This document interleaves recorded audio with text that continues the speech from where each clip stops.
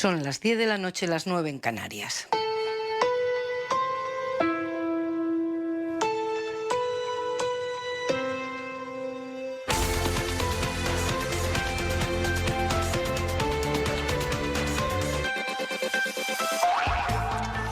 No es que sea el mercado, es que es el salvaje oeste, amigo.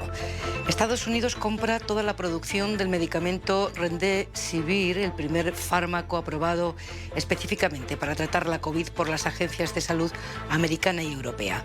Prácticamente toda la producción de los próximos 3 meses. Y aunque la Agencia del Medicamento Español ha dicho hoy aquí en la SER que tenemos stock, y aunque la Agencia Europea ha salido a tranquilizar, lo que revela el gesto de la administración Trump es que el mercado salvaje que vimos con las mascarillas, con los respiradores, con el gel hidroalcohólico al principio de la pandemia, puede quedarse en un juego de niños cuando hablemos del tratamiento o de la vacuna del COVID. Donald Trump, el mismo que amenaza con dejar sin financiación a la Organización Mundial de la Salud y sin recursos, por tanto, a muchos países pobres a los que atiende la OMS, acapara ahora el fármaco que puede salvar la vida de los enfermos más graves por COVID. América primero debía significar también esto: las medicinas para los estadounidenses primero. En fin, cuando hablamos de que hace falta una gobernanza global, nos referimos a esto, a que hacen falta mecanismos que impidan el acaparamiento de un medicamento que salva vidas. No es nuevo, hacía falta ya, pero quizá ahora que nos afecta lo veamos más claro. Cuando hablamos de que Europa debe fortalecerse y apostar por la ciencia en investigación y en producción, pues desgraciadamente también nos referimos a esto, a que en ausencia de esa gobernanza global necesitamos cierta autosuficiencia básica y a continuación compartirla con todos y sobre todo con los que nada tienen.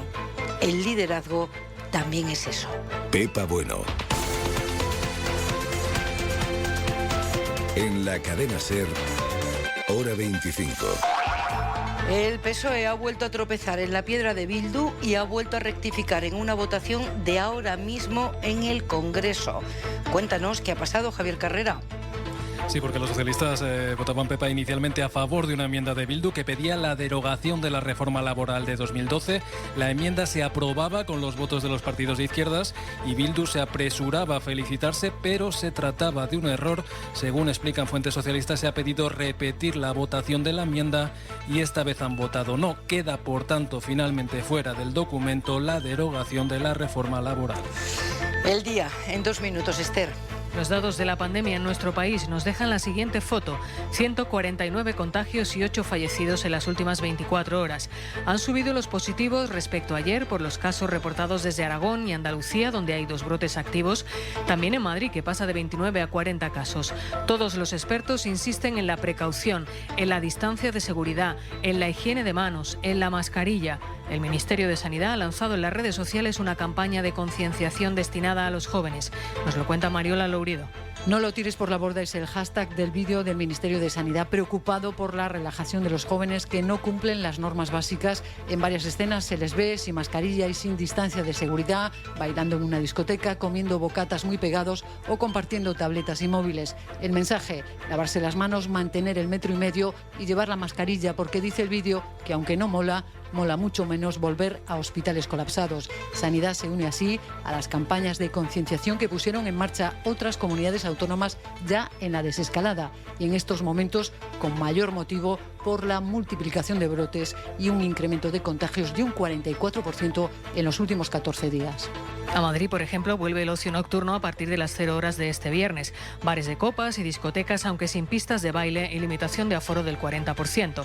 La OMS, su consejo la ha vuelto a subrayar esta tarde el trabajo realizado en España, también en Italia, para controlar la pandemia. Las medidas que se toman correctamente funcionan, ha dicho Tedros Adhanom. At the peak of its epidemic, ambos pusieron bajo control la pandemia con una combinación de liderazgo, humildad, participación activa de su sociedad y un acercamiento al problema completo. Ambos países se enfrentaron a una situación desalentadora, pero consiguieron revertirla. And implementing a comprehensive approach. La ONU, su Consejo de Seguridad, por cierto, ha aprobado una resolución respaldando el llamamiento de su director para pedir una tregua global durante la pandemia. La división entre Estados Unidos y China había hecho imposible hasta ahora la aprobación de un texto. Finalmente ha salido adelante por una nueva versión del texto en la que se demanda un cese de las hostilidades generales inmediato en todos los conflictos y llama a las partes a facilitar una tregua humanitaria de al menos 90 días. Alemania asume hoy, en un momento muy difícil, la presidencia del Consejo de Europa durante los próximos 6 meses. Y, por supuesto, nuestra presidencia estará marcada por la pandemia y por los esfuerzos por contenerla y por hacer frente a sus consecuencias.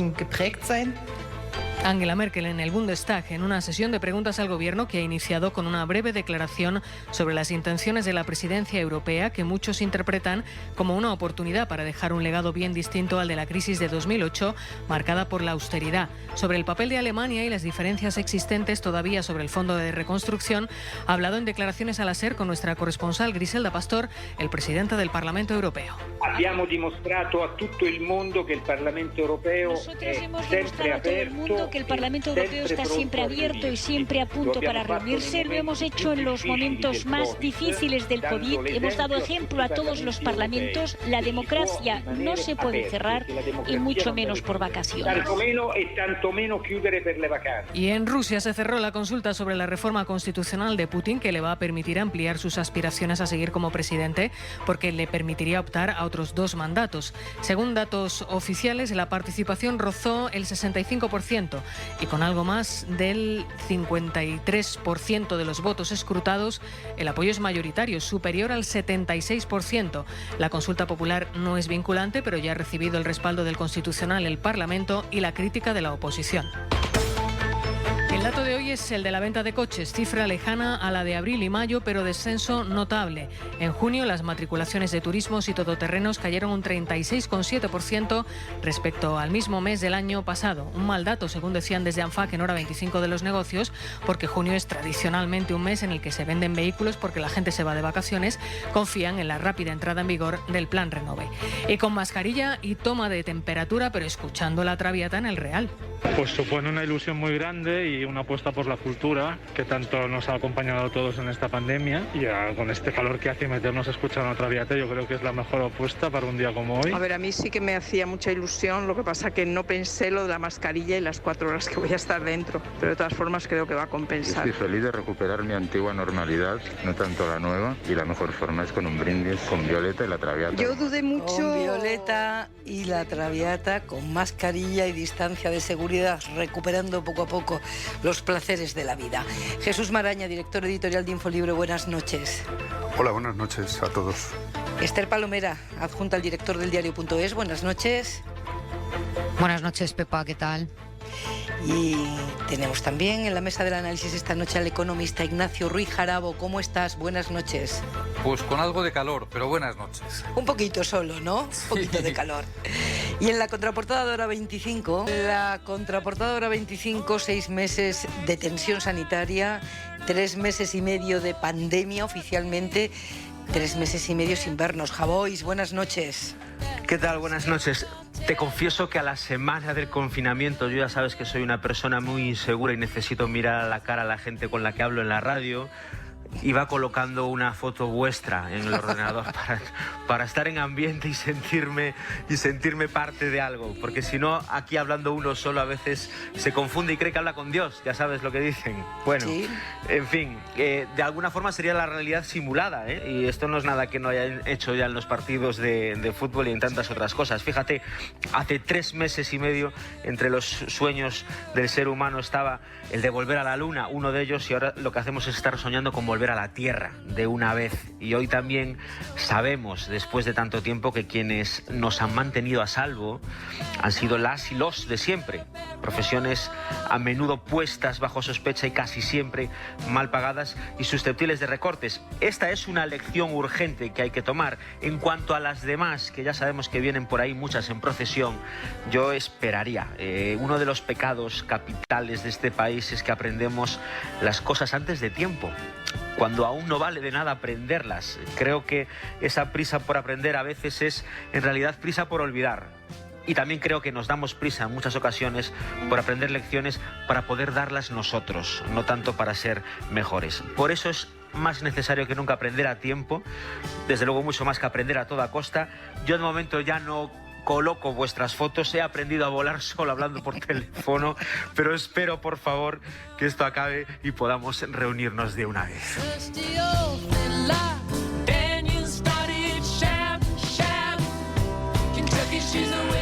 Manuel Javois, en septiembre nos vemos seguro. Buen verano. Un beso muy fuerte a todos. Chao. Un beso. Chao.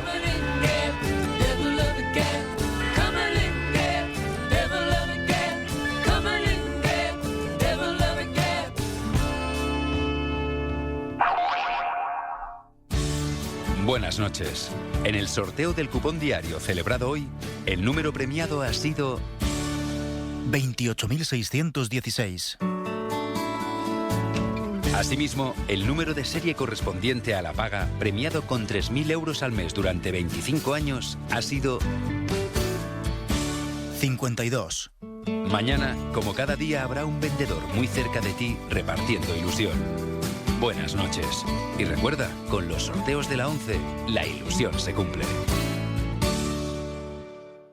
Cuideo, ahora más que nunca, se compromete en garantizar el bienestar de las personas mayores. Contacta con nosotros. Cuideo, la empresa líder de cuidados a domicilio. Cuideo. Viaja cómodamente desde casa por el convulso siglo XX con Arturo Pérez Reverte.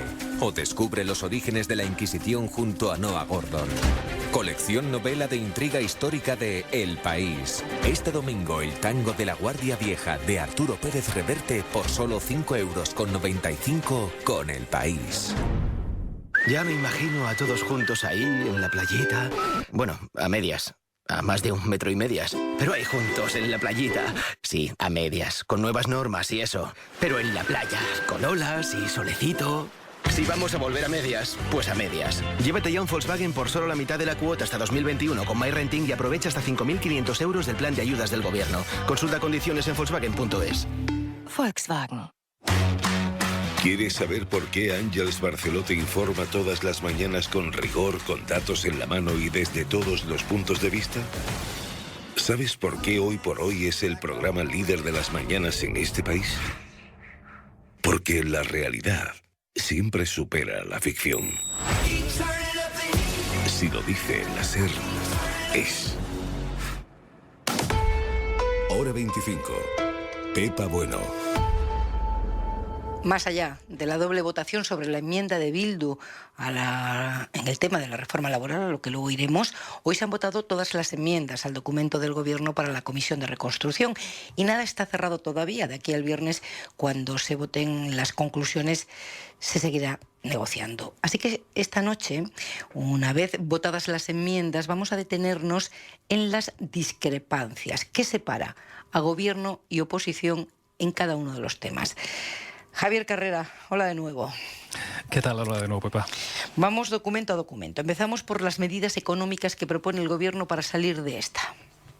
Bueno, este es uno de los documentos, Pepa, en el que será más difícil, desde luego, llegar al consenso. Ciudadanos votará que sí, ha rebajado sus exigencias, pero para el PP se antoja bastante difícil. PSOE y Unidas Podemos han dejado fuera la reforma laboral, a pesar del lío que hemos contado en las votaciones de las enmiendas, pero su texto habla de luchar contra la precariedad y la temporalidad excesiva mediante las reformas pertinentes en el marco del diálogo social. Eso dice el texto. Eso en cuanto a empleo, pero en cuanto a política fiscal, los partidos del Gobierno plantean avanzar en la progresividad de nuestro sistema fiscal de manera que permita mejorar la capacidad de recaudación, dicen, con el fin de que aporten más quienes más tienen para que reciban más quienes más lo necesitan. Eso dice el texto, Pepa. Los impuestos, por tanto, discrepancia básica en materia económica entre el Gobierno y el PP, en este caso. Javier, vamos a aclarar antes de seguir adelante que decía el texto de la enmienda de Bildu que ha provocado esta doble votación y en qué se diferencia o en qué se parece a la posición de PSOE y Unidas Podemos sobre este tema. Bueno, concretamente Bildu pedía derogar la reforma laboral de 2012, sustituyéndola por una nueva legislación garantista y justa con los derechos laborales. Eso eso decía la enmienda, que no es muy distinto, Pepa, a lo que dice el acuerdo de gobierno, que plantea también derogar la reforma laboral. Recuperaremos los derechos laborales arrebatados por la reforma laboral de 2012. Se lee en ese texto. La diferencia quizás más elevada está con el acuerdo que PSOE, Podemos y Bildu firmaron hace unas semanas. Ahí, si recordáis, se hablaba de derogación íntegra. Después el PSOE matizaba ese acuerdo, poniéndolo de nuevo en los términos de ese texto, de ese acuerdo de gobierno con Unidas Podemos. Pero si recordáis también, Pablo Iglesias se agarraba a ese texto con esa frase en latín, pacta sunt servanda. Esas son las principales diferencias, ese término, concretamente esa derogación íntegra, que en principio había quedado aparcada y que ni en la enmienda de Bildu ni en el texto del acuerdo de gobierno aparece. Vamos a por el siguiente apartado, discrepancias en políticas sociales. Bueno, de hecho, aquí parece que está hasta ahora, o parecía que estaba hasta ahora, el principal escollo de la comisión. Está en la educación concertada, porque en el texto de PSOE y Unidas Podemos se plantea el incremento de los recursos públicos dedicados a la educación, pero se dice literalmente que la totalidad del incremento de esa inversión irá destinado a la educación pública de gestión directa, es decir, que dejaría fuera a la concertada, y eso es lo que ha provocado el rechazo del PP, de Ciudadanos, del PNV, de Junts per Cat. Hoy Casado hablaba de sectarismo ideológico. Ciudadanos pedía al Ejecutivo que rectificara, pero el socio de gobierno Podemos insiste en esa dedicación exclusiva. Por parte del PSOE, Simancas pedía abrirse a acuerdos generales, señalando que esa cuestión se debatirá en la futura ley de educación. El texto final no incluye a la concertada. Veremos, Pepa, si hay tiempo hasta el viernes para reconducir la situación. Europa, el otro gran asunto. ¿Va a haber acuerdo ahí? Bueno, aquí todo apunta a que habrá acuerdos. Sí, ya cuentan con el voto positivo de Ciudadanos y, de hecho, las conclusiones han salido adelante con la abstención del PP. Los populares quieren un compromiso real en el control presupuestario. Hablaban en el PP de solidaridad y responsabilidad. Esa sería una de las discrepancias. Y luego está el asunto de Gibraltar, porque PSOE y Podemos quieren negociar un acuerdo España-Reino Unido sobre los aspectos relativos a Gibraltar. Eso dice el texto, pero el PP prefiere que se quite ese punto. Aquí, Pepa, ha surgido otra discrepancia asociada, porque ante el posible acuerdo PP-PSOE, Esquerra Republicana ha advertido de que si ese pacto se cumple, los presupuestos sociales no serán posibles o tendrán que pactarlos con el PP, llegaba a decir su portavoz. Después, Simancas trataba de calmar los ánimos pidiendo diferenciar entre las conclusiones de la Comisión y la política del Gobierno, es decir, de los presupuestos. Y nos queda la sanidad. Bueno, que ha sido una de las jornadas, Pepa, más largas. Casi 3 horas han necesitado los diputados, los miembros de ese grupo de trabajo, para votar todas las enmiendas. Hay bastante consenso, incluido el PP, pero hay discrepancias con los populares, por ejemplo, en el copago, porque quieren que no esté su eliminación de una manera tan contundente como plantea PSOE y Podemos. Y luego hay una posible renuncia que tendrían que hacer los populares, porque los de Casado quieren desarrollar la legislación para no tener que recurrir al estado de alarma si hay un rebrote, y el Gobierno no está en disposición de hacerlo. En todo caso, como digo, el acuerdo está bastante cerca. De hecho, las enmiendas del PP siguen abiertas hasta el viernes y los populares se han abstenido en la votación de las conclusiones, a la espera, Pepa, de seguir negociando. Han terminado, Javier. Han terminado ya, por fin, después de muchas horas, de muchas negociaciones, de muchas enmiendas, miles de enmiendas. De hecho, eso era lo que nos decían también desde el PSOE. Eran muchas enmiendas, 1000 enmiendas, de ahí un error. Pero parece que ya ha terminado, por lo menos por hoy, esta jornada de la Comisión de Reconstrucción. Lo decía porque no me llevas a pedir paso de nuevo con una doble votación. Descansa tú también. Buenas noches. Espero que no, Pepa.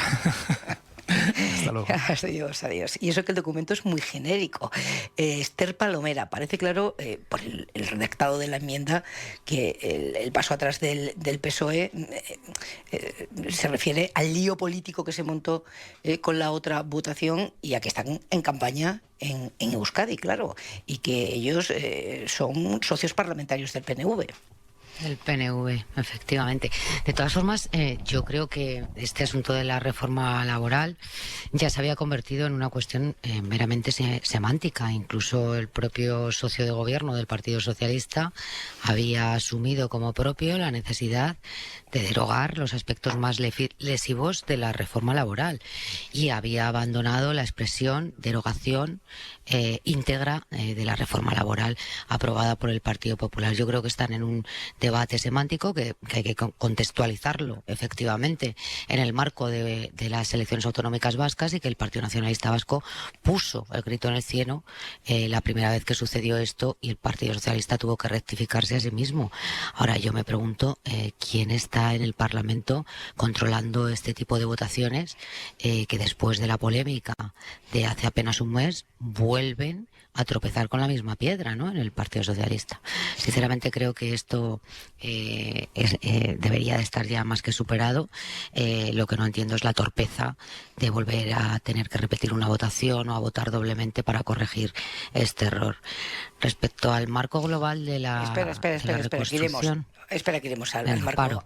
Para. No sé si Ignacio quiere decir algo sobre este asunto concretito de la reforma laboral. Puntualmente coincidir con Esther en que efectivamente ha habido un fallo en el funcionamiento del grupo parlamentario socialista, ¿no? Pero bueno, si se ha corregido, bienvenida sea la corrección finalmente, ¿no? Y luego, a mí me parece bien lo de... No se puede estar en contra de una contrarreforma que vaya a derogar los aspectos más nocivos. Dicho así, todos estamos de acuerdo, ¿no? Una cosa nociva tiene que derogarse. La cuestión es qué es lo más nocivo, ¿no? Yeah. Yo insisto, es un leitmotiv mío, ¿no? Es decir, no debería derogarse la cuantía del despido, de la indemnización por despido, ¿no? Porque eso sería un paso atrás tremendo para la creación de empleo, ¿no? El coste del despido es una rémora para contratar trabajadores, y todo lo que sea incrementarlo por encima de lo que ahora mismo está funcionando, los 33 días, sería dificultar la creación de empleo. Maraña. Bueno, sobre esto estaba recordando que nos sorprendió aquí mismo en este programa, ¿sí?, la noche en que se produjo aquella... La noche de autos. Sí, aquel desastre en términos de parlamentarios, de credibilidad sobre los acuerdos que en aquel momento eran necesarios o no, porque además recordemos que era algo en aquel momento innecesario para conseguir unos votos, ¿no?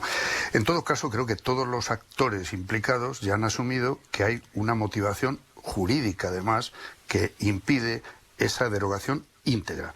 Una vez asumido eso, pues bueno, creo que lo demás es verdad que es puro ruido, ¿no? Porque, bueno, yo respeto que alguien considere que derogar los aspectos más lesivos, pues claro, no hay coincidencia en qué es más lesivo o no, pero cuando la conclusión a la que yo creo que muchísima gente ha llegado o hemos llegado, y es que esa reforma laboral, más que facilitar la creación de empleo, lo que hizo fue facilitar la temporalidad y la precariedad en el empleo. Bueno, pues si de una vez se pone en marcha ese compromiso, además, de quienes están gobernando y ganaron en las urnas, que es derogar esos aspectos, pues bienvenido sea, aunque creo que en la Comisión de Reconstrucción hay distintas prioridades, quizá incluso por delante en los plazos de lo que es ese asunto de la reforma laboral. Me quiero detener en dos cosas concretitas, en las dos discrepancias de las que se ha hablado a lo largo del día de hoy y que nos resumía Javier Carrera. En política económica, la discrepancia básica es la subida de impuestos. Llevamos meses escuchando a todos, absolutamente a todos los protagonistas de la vida económica española, pidiendo dinero al Estado. Ignacio Ruiz Jarabo, si no se suben los impuestos, que es lo que propone el PP, no subirlo, bajarlos, ¿de dónde sale el dinero? Vamos a ver, hay una coincidencia casi unánime, lo que llamamos los hacendistas unanimidad relativa, respecto a que este momento crucial, dramático de la economía española, a consecuencia del otro drama sanitario, requiere una política keynesiana. Es decir, aquí estamos de acuerdo los keynesianos y los no keynesianos. Hoy hace falta una política keynesiana que supone aumentar la renta disponible de los ciudadanos. Eso es el keynesianismo en estado puro. Y en eso coincidimos hoy, insisto, prácticamente todos. Claro, aumentar la renta disponible es aumentar el gasto público, en eso también se está de acuerdo, pero es también, desde luego, no subir los impuestos y, si es posible, bajarlos. Me gusta, obviamente, intentar desideologizar algo los debates. Alguien poco sospechoso de ser del PP, como es Miguel Sebastián, se lo escucho decir reiteradamente, no subir los impuestos y, si es posible, bajarlos. En esa política a corto plazo de corte claramente keynesiano que es imprescindible realizar hoy, ¿no? Yo creo que el debate fiscal sobre subidas de impuestos que es evidente que está en la sociedad española, debe aparcarse. Hoy no pueden subirse los impuestos porque sería disminuir la renta disponible y, por tanto, poner un lastre a esa política keynesiana. Claro, entonces, ¿cómo se financia ese gasto público que además queremos aumentar? Pues con más deuda. En eso estamos también todos de acuerdo. Incluso los que no queremos que haya deuda pública. Hoy, ante una situación como esta, hay que endeudarse. Cuando una familia tiene a un componente de la misma que enferma de cáncer, pues y quieren mandarlo a Houston, se endeudan hasta las cejas para mandarlo a Houston. Y a lo mejor es una familia que no le ha gustado nunca endeudarse, pero ante un cáncer de uno de sus componentes, pues para poder mandarlo a Houston se endeudan hasta las cejas. Bueno, pues España hoy tiene que endeudarse hasta las cejas. Ya iremos después con políticas prudentes y moderadas y de reducción de esa deuda. Hoy no hay que asustarse por endeudarse, lo que sea imprescindible, primero, para garantizar la sanidad de todos los españoles y segundo, para garantizar que nuestra economía no se derrumba. Maraña. Bueno, en primer lugar, yo discrepo de lo de que los keynesianos y no keynesianos coincidimos en una etapa o en un momento concreto. No, lo que pasa es que los no keynesianos, es decir, los liberales, se vuelven keynesianos cuando las cosas van muy mal y hay que recurrir al Estado, a lo público, ¿no? Luego se deja de ser keynesiano y se vuelve a priorizar otras cuestiones. La pandemia no puede acabar con las ideologías y con las prioridades en las hojas de ruta políticas, ¿no? Eso es evidente y hay que asumirlo. Quienes están o estamos en favor de la progresividad fiscal, por cierto, que aparece incluso en la Constitución española, pues normalmente somos favorables a reducir esa brecha que a día de hoy sigue existiendo entre la recaudación fiscal, la presión fiscal, la media europea y la de España, que está entre 6 y 7 puntos por debajo, ¿no? No es momento ahora para subir impuestos. Probablemente habrá que estudiar cuáles se podrían subir, en cuáles hay margen y en cuáles no. Y eso no tiene, a mi juicio, nada que ver con la necesidad imperiosa, y además yo me alegro de que esta vez no se haya reaccionado como en 2008 y 2009 y 2010 hasta que Draghi mandó parar, por decirlo así, no se haya reaccionado pues con la pura regla de austeridad. Todo lo contrario del keynesianismo. No olvidemos que se trata de ciclos, no de tirar la casa por la ventana, que se nos engañó en ese asunto y se estableció aquella cosa de que vivíamos por encima de nuestras posibilidades. Bueno, vivían mejor los que suelen vivir mejor. Otros son, y están ahí los datos y las cifras en los últimos 10 años para comprobarlo, otros son los que han ido viviendo cada vez peor. Eso se llama desigualdad. Y en ese sentido, la pandemia no cambia, creo, ni debe cambiar los discursos ideológicos, y otra cuestión es que alguien, pretendiendo buscar ese consenso que parece que hace falta, sobre todo para conseguir que Europa aporte lo que necesitamos para no ahogarnos y tener un margen por delante para luego volver, digamos, a estabilizar las cuentas, pues en eso conviene un consenso que para eso hay que ceder. Y hay que ceder a lo mejor en algunas, en algunas firmes convicciones que a lo mejor es hora de ir cambiando, ¿no? Y de pensar que esta regla de que menos impuestos, más crecimiento, pues esa famosa curva de Laffer hace tiempo que se estrelló esa curva, ¿no? Bueno, pues me parece que por ahí es lógico que haya esas diferencias profundas que han asomado hoy en la Comisión de Reconstrucción. Me parece que en el asunto fiscal, como es la principal diferencia entre la socialdemocracia y el neoliberalismo, o una de las principales diferencias, pues es difícil que ahora eso se resuelva. Otra cuestión es que se pongan unas prioridades concretas para los próximos 2 años, por ejemplo, que permitan, pues eso, pelear juntos, por decirlo así, con cierta unidad, por esa ayuda europea que sí que nadie puede negar a estas alturas que necesitamos, ¿no? Palomera.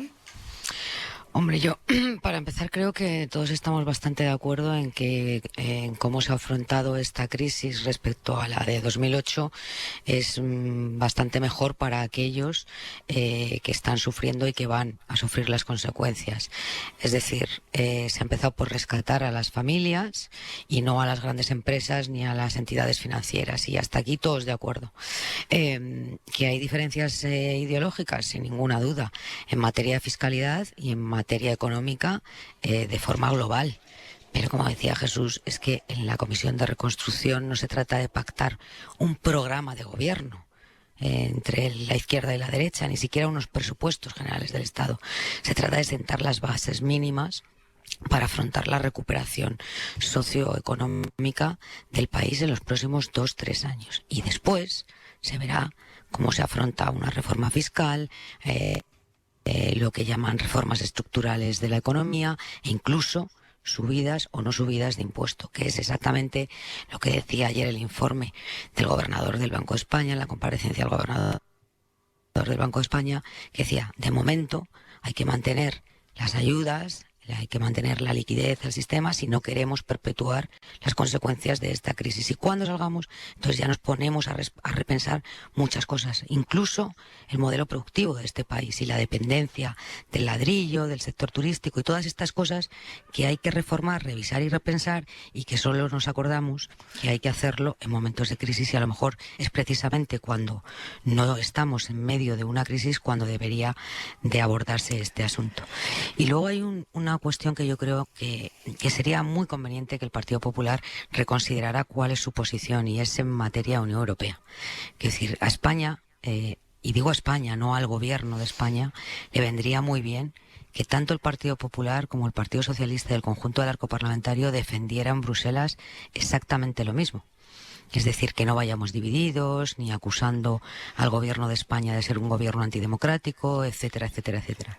Porque probablemente las ayudas que tienen que venir vendrán con mayor fluidez, mayor rapidez, y la imagen que transmitamos en Europa será mucho más positiva para todos. Insisto, no para el gobierno, sino para España y para los españoles. Por ejemplo, retirar ese documento que cuestionaba la democracia española y que hizo llevarse las manos a la cabeza a los liberales, por ejemplo, ¿no? Porque coincidían planteamientos con lo que dice Puigdemont. Vamos con la segunda cuestión en la que ha habido más discrepancia hoy, que es la enseñanza concertada. Nos ha contado Javier Carrera los términos en los que está el documento del Gobierno, pero en última instancia, Adela Molina, la financiación educativa le corresponde a las comunidades autónomas, ¿no? ¿O es finalista el dinero que se decida en la reconstrucción? Hola Pepa, buenas noches. Pues buenas lo que ha venido diciendo el Gobierno es que son las comunidades las que van a decidir a qué destinan los recursos adicionales por la pandemia, 16.000 millones de euros, de los que 2.000, recordamos, serían para el sistema educativo, y que es uno de los puntos de fricción en esa comisión de reconstrucción. Lo ha señalado el Ministerio de Educación, y mismo hemos vuelto a preguntar y nos lo han vuelto a decir, y también Hacienda, que es quien reparte el dinero. La propia ministra María Jesús Montero explicó el 16 de junio, cuando el Gobierno aprobó el decreto ley que regula el reparto de ese fondo, que el dinero no tiene ninguna condición. No está condicionado, es un fondo incondicionado, que no requiere ninguna cuestión a cambio, y que el propio decreto dice que es competencia de las comunidades autónomas priorizar que el destino del dinero se dirija a los fines para los que ha sido concebido, y por tanto serán ellas, las comunidades autónomas, las que tendrán que darle ese uso sanitario, ese uso educativo, porque el fondo ni requiere justificación de factura ni ningún tipo de condicionalidad para que pueda ser lo más flexible posible en el manejo de las cuentas públicas del conjunto de comunidades autónomas. La ministra Isabel Celaá señaló además aquí en la SER que el objetivo es que los 2.000 millones para educación, 1.600 en concreto para no universitaria, fueran a los alumnos y centros con más necesidades, independientemente, dijo, de su titularidad, aunque suelen ser centros públicos los que tienen más necesidades. Educación ha insistido hoy en que ese dinero del plan COVID de 16.000 millones es para atender las necesidades del sistema educativo, tanto en la pública como en la concertada, y lo desvinculan del debate de hoy en el Congreso. Otra cosa es que pueda afectar a partidas futuras. Adela, muy clarito, muchas gracias. Buenas noches. Adiós, buenas noches. O sea, estamos en una polémica falsa que se refiere al documento que establece como prioritaria la educación pública, pero luego cada comunidad autónoma hará con ese dinero lo que estime oportuno y establecerá sus prioridades. El que quiera incluir a la concertada lo incluirá, y el que entienda que tiene más necesidades, Jesús, la educación pública, pues lo destinará a la educación pública. Bueno, es lo que ha ocurrido con ese fondo de 2.000 millones, de 1.600 millones, porque los otros 400 eran finalmente para las universidades, ¿no? Es decir, al final son las comunidades las que distribuyen esa cantidad. De todas formas, no sé por qué hay quien se escandaliza porque se dé prioridad absoluta a la inversión o el gasto en la enseñanza pública. Para justificar esa diferencia, hay que empezar por establecer cómo estamos, cómo está España en este sentido. Y entre 1992 y 2018, el gasto público en subvenciones y conciertos ha crecido desde 1.600 millones a algo más de 6.300, es decir, un 300%. Y en ese mismo periodo, el gasto en la red pública directa ha crecido la mitad. Es un crecimiento a 2 velocidades. Y desde la crisis de 2008, todos los informes reflejan que ese crecimiento sigue siendo mucho más rápido en la red de concertada, de enseñanza, en la que se invierte desde la pública al negocio privado de la educación, que en la pública. Y es evidente también que la brecha digital, que tanto tiene que ver con lo que hemos pasado en estos meses y cómo afecta a unos alumnos u otros, es mucho mayor en la enseñanza pública que en la concertada, como también las necesidades de educación especial o de integración de migrantes, por ejemplo. Todos esos datos están ahí. Por lo tanto, es lógico que un gobierno progresista y además responsable intente priorizar la inversión en enseñanza pública, porque si no caemos siempre en la trampa que parece que cuando se intenta invertir en la pública es sectarismo, pero cuando se facilita el negocio de lo privado es, bueno, pues razonable liberalismo, ¿no? Pues hombre, en fin, con pandemia y sin pandemia deberíamos ser rigurosos en esto. Le parezca mal algunas opciones que evidentemente priorizan la defensa de intereses muy concretos, ¿no? Con pandemia y sin pandemia, a esta hora me tengo que ir a publicidad. Luego os doy la palabra.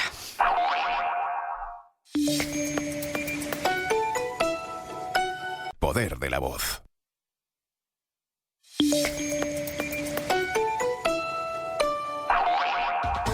Hora 25, con Pepa Bueno. Y con Esther Palomera, Ignacio Ruiz Jarabo y Jesús Maraña también. Vamos a irnos enseguida a Huelva para contarles una realidad de esas en las que no ponemos el foco, porque tenemos tanto donde ponerlo que algunas se nos escapan.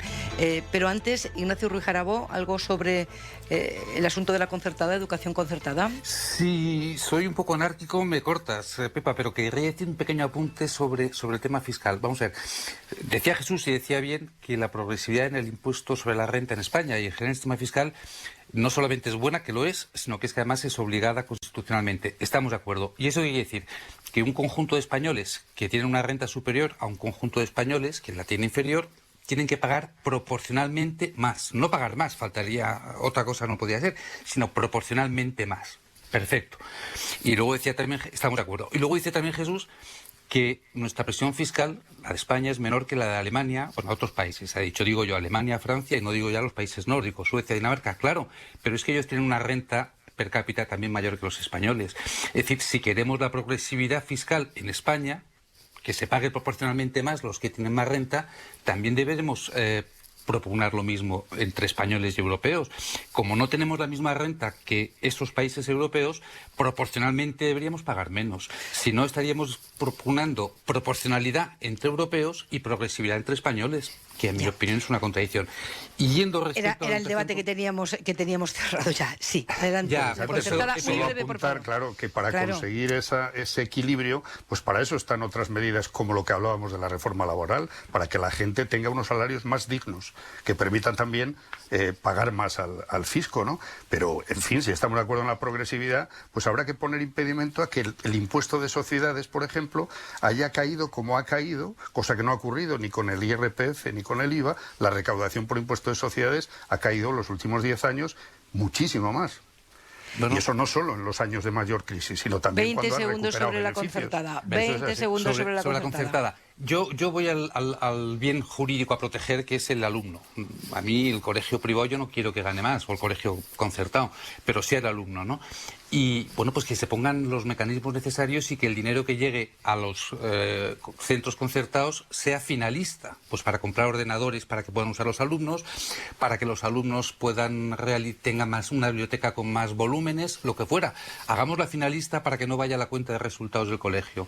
Pero discriminar no a los colegios, sino al alumno que va a un colegio concertado, yo creo que es discriminar entre alumnos. Y yo en eso no estoy de acuerdo. Me parece bien que no aumente los beneficios de la concertada, ¿vale? Pues que sea finalista, pero excluir, que no se hizo así en junio, excluir a partir de ahora a futuro a los alumnos de la educación concertada de las ayudas públicas que se vayan a hacer, pues yo no lo comparto. Bueno, pero por aclarar, como nos ha dicho Adela Molina, es que no se les va a excluir. No se les va a excluir, es que dependerá de cada comunidad autónoma. Claro. Este es un debate. Eso es lo que decía lo anterior, los 2.000 millones que se aprobaron en junio. El punto 18.1 de las conclusiones provisionales dice que va íntegramente a los centros, a la enseñanza pública de gestión directa. Lo dice así, no dice nada más. El punto 18.1 de las conclusiones provisionales que se han aprobado hoy. Con lo cual, a futuro, sí que no se excluye a futuro lo que se dice es que el dinero no es finalista, Ignacio, y que las comunidades autónomas distribuirán el dinero como consideren oportuno. Pero yo aprovecho para decir que no me explico cómo la izquierda ha perdido la bandera de la enseñanza concertada, que fue un hijo del Partido Socialista en el año 85. Y esto se ha dejado arrebatar esa bandera de una forma absolutamente absurda, bajo el mantra de la derecha de la libertad de elección de centro, que es una falacia, porque en realidad la enseñanza concertada se establece en España en el año 85 como consecuencia de la decisión de un gobierno de ampliar la obligatoriedad de la enseñanza de los 14 a los 16 años. Sí, señor. Y por lo tanto se da la opción a los centros privados a acogerse a la red pública a cambio de unas condiciones que poco a poco han dejado de cumplir.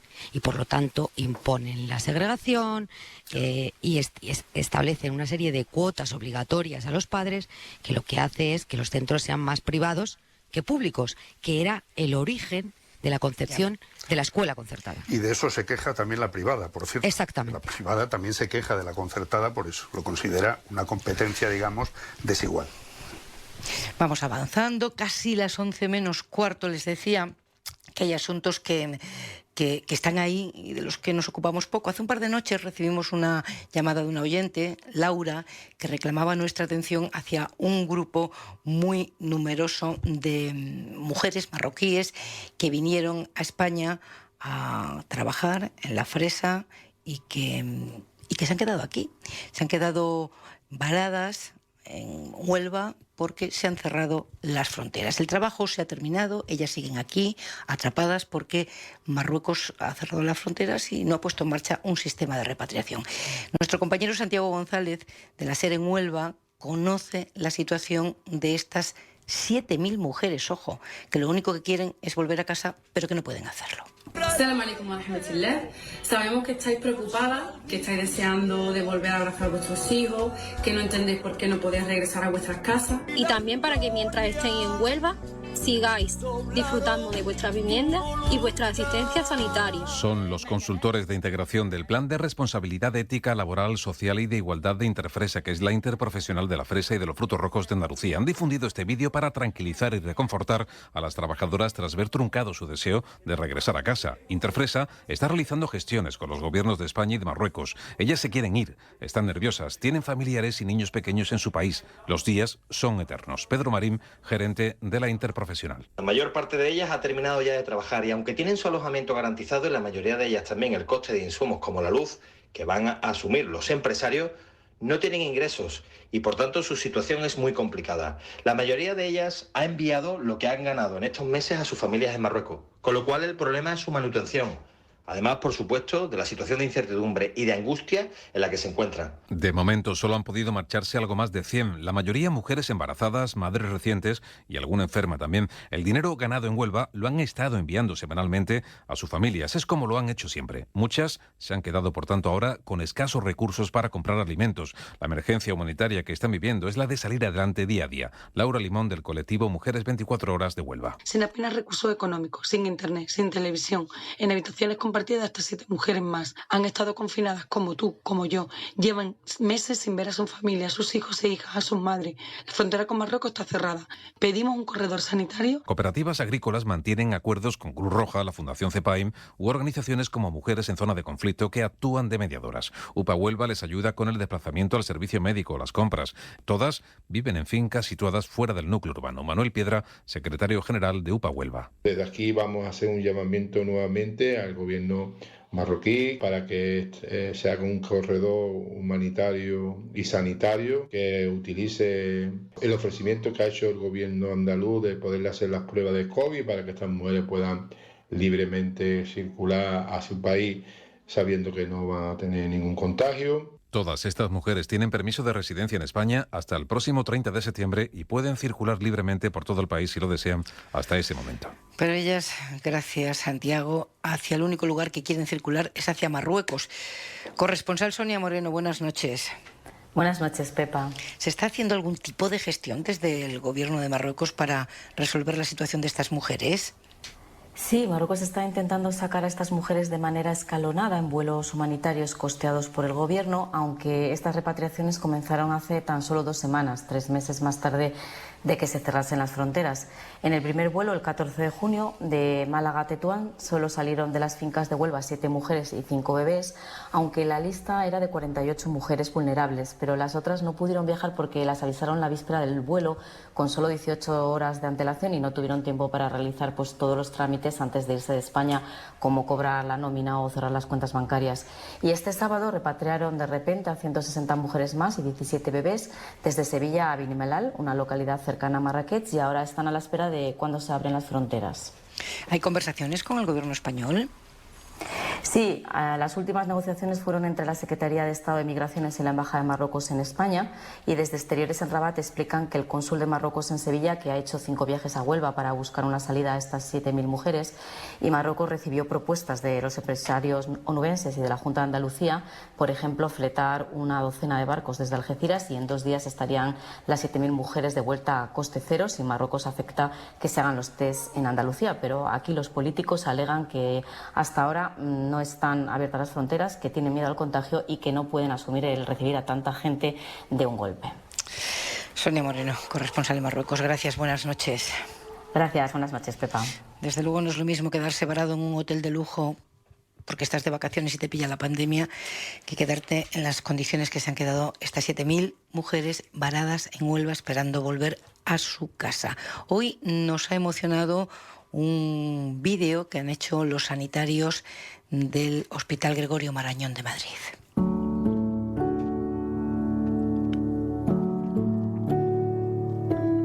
Hoy los que formamos esta casa, el Hospital Gregorio Marañón, os hablamos desde el corazón. Porque durante estos interminables días y temidas noches habéis sido nuestras parejas, padres y hermanos, nuestros abuelos, hijos, compañeros y amigos.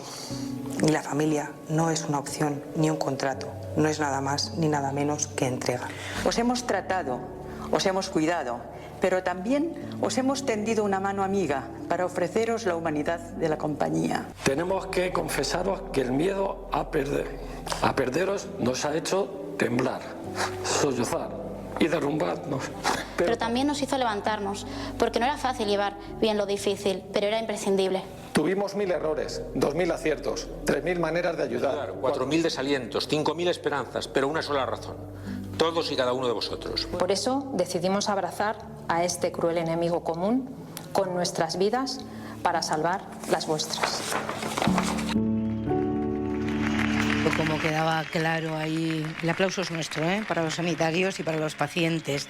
Es una carta que han dirigido en formato vídeo a sus pacientes, que han compartido tanto, ¿verdad? Y tan intenso y tan doloroso y tan esperanzado en tantas ocasiones, y han querido dirigírselo ahora que el hospital tiene otra tranquilidad. Han estado mucho tiempo sin poder pensar en esas cosas. Santiago Moreno, muy buenas noches. Hola, buenas noches. Hablamos con el jefe del Servicio de Enfermedades Infecciosas del Hospital Ramón y Cajal. El doctor Moreno nos ha acompañado en esta pandemia. Él fue el primero que nos alertó de lo que venía. Él mismo tuvo la COVID, estuvo con nosotros cuando se recuperó. Así que en la doble condición de médico y paciente, lo primero, ¿cómo está, doctor? ¿Tiene alguna secuela? No, estoy estupendo, ¿sabes? Y hasta donde yo sé no debo tener secuelas porque hago vida normal y no me resiento de nada. De todas maneras, seguramente tendré que hacerme alguna prueba para descartar que haya por ahí nada que yo no note, ¿eh? Pues qué bien, nos alegramos muchísimo. Qué emoción, ¿verdad?, escuchar a los profesionales del Marañón. Queda claro que al otro lado, entre los que salvan vida, ha habido dolor, sufrimiento y mucha impotencia en este tiempo. Sí que lo ha habido, ¿sabes? Sí que lo ha habido. Y yo hablo ahora, si quieres, desde mi condición de paciente y al mismo tiempo ser compañeros de gente que ha estado tan en el frente. Y es cierto que ha existido miedo cada día, y seguramente haya que tener presente que enfrentarse a una enfermedad como esta suponía no solamente poder enfermar uno, sino sobre todo hacer enfermar a los que vivían con él, ¿eh? Y a mí esto siempre me ha parecido tremendamente loable. Y luego el otro sentimiento que yo creo que junto con este miedo a infectar a uno a los suyos, el otro sentimiento fuerte ha sido el de solidaridad entre los propios profesionales, y el de yo creo que auténtico amor por los pacientes que estaban siendo afectados por el virus. Yo creo, si tengo que destacar, y lo veo desde el lado, en esa combinación de médico y de paciente, creo que sería, junto con el miedo que tú destacabas, aquellos otros dos aspectos, la solidaridad y el amor casi incondicional por los pacientes, creo que ha sido marca de la actitud de los profesionales sanitarios durante la pandemia. No terminaremos nunca de dar las gracias. Terminaba enero cuando nos decía, doctor, lo que viene es muy serio. ¿Cómo lo ve a fecha de hoy? Porque nos preocupan los brotes que vemos aquí y allá. Margarita del Val, la viróloga, decía hoy, cualquier brote puede convertirse en el comienzo de una transmisión comunitaria. Efectivamente, yo creo que los temores están bien fundados desde mi punto de vista, aun cuando tengamos motivos para un cierto grado de optimismo.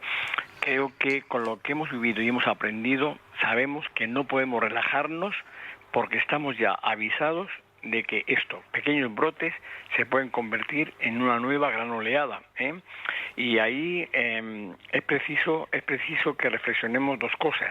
O que pensemos que son dos partes las que tienen que actuar muy bien para evitar que esto ocurra. De un lado, nosotros, los ciudadanos, tenemos que seguir siendo cívicos como hemos sido hasta ahora, tenemos que seguir haciendo las cosas bien hechas, debemos intentar permitirnos las menos relajaciones que engendren peligro, tenemos que evitarlo y seguir, por tanto, en la línea hasta que nos digan que podamos levantar el pie del acelerador o del freno. Pero la otra parte importante, que es la que precisamente impedirá que pequeños brotes que son inevitables se transformen en grandes olas, digo que la otra parte es la que tiene que hacer los profesionales de salud pública encargados de vigilar que cada nuevo caso sea cercado por un empeño de detectar casos alrededor, aplicarles las medidas de aislamiento y de cuarentena necesarias. Solo si lo hacemos así, por nuestra parte intentar los mínimos contagios, por parte de los que tienen que vigilar la extensión de los brotes, actuar con mucha diligencia y mucha rapidez, solo si lo hacemos así, evitaremos lo que de otra manera sería inevitable en el otoño-invierno. Una segunda ola no es inevitable, por tanto. No tenemos por qué pensar que haya de ser inevitable. Es decir, yo doy, si quieres, como normales, doy los brotes pequeños a los que estamos asistiendo. Cualquier persona asintomática que no tiene motivo para pensar que está enfermo puede transmitirlo a 3 personas a su alrededor. Lo grave sería que esas 4 personas infectadas, infectara cada una de ellas a 5 más. Y así hasta que de repente asistiéramos a brotes de cientos de personas. Eso sería lo grave. Pero mientras ocurran los brotes esos esperables y actuemos de manera eficaz para contener la extensión, yo tengo confianza en que seamos capaces de contener una segunda oleada. Yo creo que lo hemos hecho bien, ¿eh?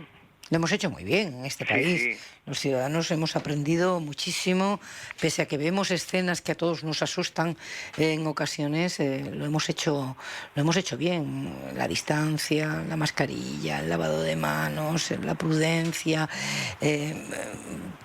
Este doctor, por si alguien se ha incorporado a la antena de la SER en este momento, en enero era muy realista. Luego, esto de que no es inevitable la segunda ola, si lo dice el doctor Moreno, yo también me lo creo. Porque en enero nos dijo el pico, ¿cómo que China está llegando al pico? El pico se ve muy lejos, esto es muy serio. O sea, que si hoy dice que si las autoridades hacen su parte en el control de los brotes y nosotros la nuestra en la disciplina social, no es inevitable que volvamos a vivir un horror. ¿Han podido descansar los sanitarios en los hospitales? ¿Han podido reponer? Sí. Sí, pero ¿sabes qué pasa? Y lo comentamos entre nosotros. Claro, ha habido mucha energía y un exceso de adrenalina para resistir bien a estos tiempos duros que hemos vivido, ¿eh? Ha habido gente que ha trabajado mucho y muy duro, con muchas guardias, con muchos pacientes, tomando decisiones muy difíciles, y se ha aguantado bien el tipo mientras hacía falta estar ahí, y eso con la adrenalina a niveles máximos. Ahora que ya efectivamente ha disminuido, de manera enorme la presión asistencial por la COVID hasta el punto de hacerse casi inapreciable, pues creo que estamos en esa fase en la que empezamos a acusar las consecuencias de ese hiperestrés vivido, ¿eh? Y yo creo que habrá que prestar atención ahora pues a las secuelas, digamos, psicológicas, mentales, que la época que se ha vivido al enfrentarse a la COVID ha dejado en muchos profesionales sanitarios, ¿eh? No ha sido una experiencia cualquiera esta que se ha vivido.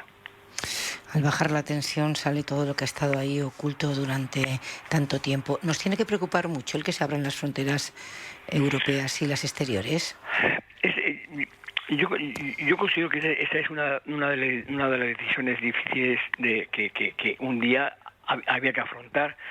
Claro que preocupa que a través de las fronteras lleguen, igual que nosotros podemos exportar casos, lleguen casos que sean fuente de contagio. Claro que preocupa, pero seguramente me imagino que los responsables de tomar una decisión como esta hayan valorado mucho los pros y los contras, los riesgos reales frente a los peligros de seguir con las fronteras cerradas, y hay una decisión como esta. Pero claro, hay que estar muy alerta en eso, y especialmente en eso en muchas otras áreas, ¿eh? En muchas otras áreas. Santiago Moreno, un placer como siempre haberle tenido. Buen verano, a descansar, y ojalá, esta grabación la guardo, porque digo, este señor acertó, ojalá también acertemos ahora al decir que no es inevitable una segunda ola, por lo menos no de la gravedad de la que hemos tenido esta primavera. Efectivamente, esperemos, Pepa, que sea así, y pasa tú también. Son las 10 de la noche, las 9 en Canarias.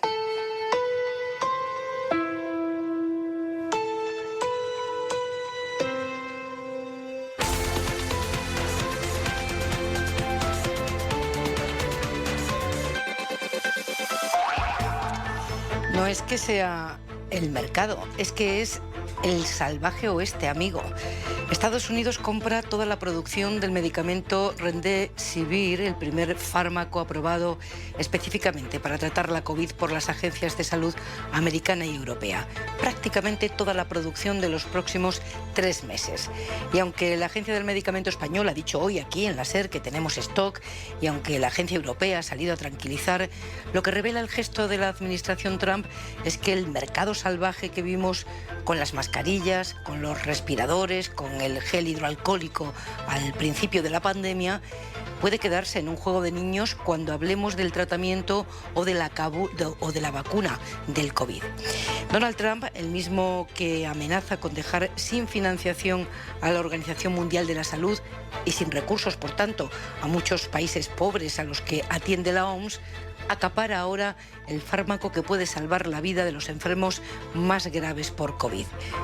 América primero debía significar también esto, las medicinas para los estadounidenses primero. En fin, cuando hablamos de que hace falta una gobernanza global, nos referimos a esto, a que hacen falta mecanismos que impidan el acaparamiento de un medicamento que salva vidas. No es nuevo, hacía falta ya, pero quizá ahora que nos afecta lo veamos más claro. Cuando hablamos de que Europa debe fortalecerse y apostar por la ciencia en investigación y en producción, pues desgraciadamente también nos referimos a esto, a que en ausencia de esa gobernanza global necesitamos cierta autosuficiencia básica y a continuación compartirla con todos y sobre todo con los que nada tienen. El liderazgo también es eso. Pepa Bueno.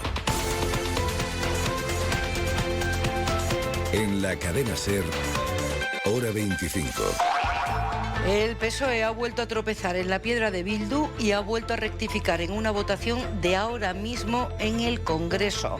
Cuéntanos qué ha pasado, Javier Carrera. Sí, porque los socialistas votaban, Pepa, inicialmente a favor de una enmienda de Bildu que pedía la derogación de la reforma laboral de 2012. La enmienda se aprobaba con los votos de los partidos de izquierdas y Bildu se apresuraba a felicitarse, pero se trataba de un error. Según explican fuentes socialistas, se ha pedido repetir la votación de la enmienda y esta vez han votado no. Queda, por tanto, finalmente fuera del documento la derogación de la reforma laboral. El día, en 2 minutos, Esther. Los datos de la pandemia en nuestro país nos dejan la siguiente foto. 149 contagios y 8 fallecidos en las últimas 24 horas. Han subido los positivos respecto a ayer por los casos reportados desde Aragón y Andalucía, donde hay 2 brotes activos. También en Madrid, que pasa de 29 a 40 casos. Todos los expertos insisten en la precaución, en la distancia de seguridad, en la higiene de manos, en la mascarilla. El Ministerio de Sanidad ha lanzado en las redes sociales una campaña de concienciación destinada a los jóvenes. Nos lo cuenta Mariola Lourido. No lo tires por la borda es el hashtag del vídeo del Ministerio de Sanidad, preocupado por la relajación de los jóvenes que no cumplen las normas básicas. En varias escenas se les ve sin mascarilla y sin distancia de seguridad, bailando en una discoteca, comiendo bocatas muy pegados o compartiendo tabletas y móviles. El mensaje: lavarse las manos, mantener el 1,5 metros y llevar la mascarilla, porque dice el vídeo que aunque no mola mucho menos volver a hospitales colapsados. Sanidad se une así a las campañas de concienciación que pusieron en marcha otras comunidades autónomas ya en la desescalada y en estos momentos con mayor motivo por la multiplicación de brotes y un incremento de contagios de un 44% en los últimos 14 días. A Madrid, por ejemplo, vuelve el ocio nocturno a partir de las 0 horas de este viernes. Bares de copas y discotecas, aunque sin pistas de baile y limitación de aforo del 40%. La OMS, su consejo la ha vuelto a subrayar esta tarde el trabajo realizado en España, también en Italia, para controlar la pandemia. Las medidas que se toman correctamente funcionan, ha dicho Tedros Adhanom. At the peak of its epidemic, ambos pusieron bajo control la pandemia con una combinación de liderazgo, humildad, participación activa de su sociedad y un acercamiento al problema completo. Ambos países se enfrentaron a una situación desalentadora, pero consiguieron revertirla. La ONU, su Consejo de Seguridad, por cierto, ha aprobado una resolución respaldando el llamamiento de su director para pedir una tregua global durante la pandemia. La división entre Estados Unidos y China había hecho imposible hasta ahora la aprobación de un texto. Finalmente ha salido adelante por una nueva versión del texto en la que se demanda un cese de las hostilidades generales inmediato en todos los conflictos y llama a las partes a facilitar una tregua humanitaria de al menos 90 días. Alemania asume hoy, en un momento muy difícil, la presidencia del